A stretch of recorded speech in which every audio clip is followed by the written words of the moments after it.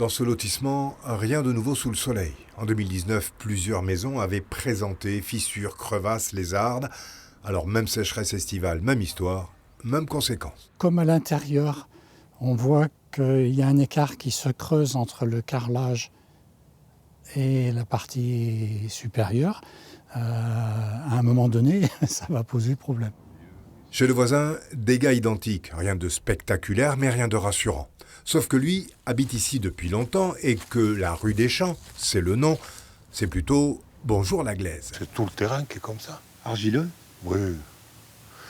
Puisque le lotissement d'à côté, là-bas où j'habitais avant, il y avait des maisons qui avaient des fissures énormes.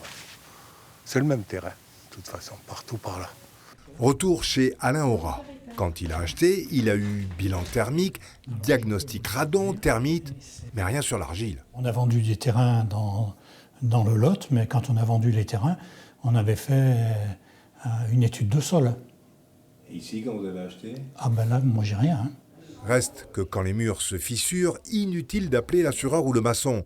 La meilleure chance d'avoir une prise en charge, l'arrêté catastrophe naturelle, et pour ça, direction la mairie. C'est nous qui demandons la catastrophe naturelle.